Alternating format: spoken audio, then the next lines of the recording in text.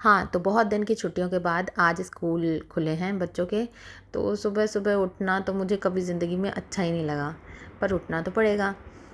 चलो एक बच्चा तो मेरा हॉस्टल निकल ही रहा है मुंबई के लिए, मतलब मेरी बेटी का जो है मुंबई में एडमिशन हो गया है, तो वो तो जा ही रही है। हाँ, बेटे का अभी स्कूल बचा है, 8th क्लास में आ गया वो भी। चलो भई, अब उठे हैं तो उठ के पहले मैं अपना डेली का रूटीन करती हूँ। सबसे पहले वॉशरूम जाऊँगी, उसके बाद आगे का सोचती हूँ क्या करना है। सोच तो मैंने रात में ही लिया था, क्योंकि पहले से मुझे मालूम था सुबह-सुबह उठना बहुत मुश्किल होगा, बहुत दिन बाद उठो तो थोड़ा प्रॉब्लम होता ही है।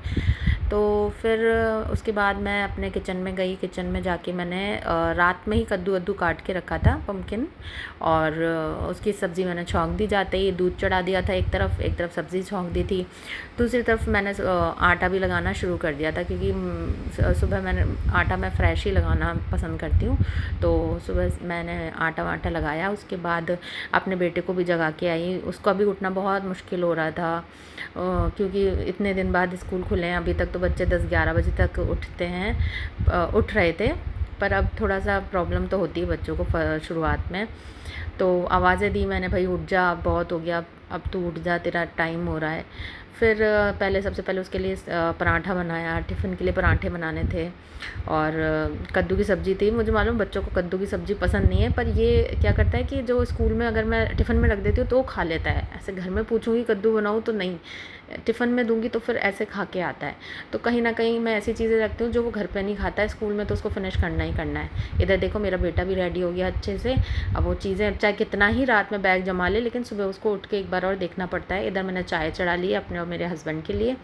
चाय छान के मैं अपने हस्बैंड को दूँगी, क्योंकि मैं थोड़ा चाय अलग वे में पीती हूँ। मेरे को लगता है पहले तुम पी लो, अच्छा ठीक है।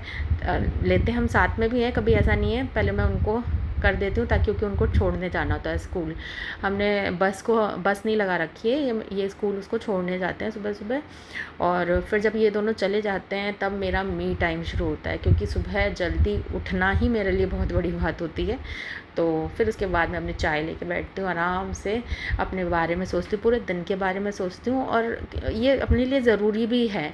इतना भाग-दौड़ के काम करने के बाद में ज़रूरी नहीं है आप कंटिन्यू काम ही करे जाओ, थोड़ी देर रिलैक्स करो, बॉडी को ईज़ी रखो, आराम से चाय पियो, अपने बारे में सोचो, और फिर 10-15 मिनट की नैप लेने के लिए मैं अपनी गुफ़ा में दोबारा जाती हूँ। थोड़ी नींद तो बनती है यार, जो बची हुई है थोड़ी-सी।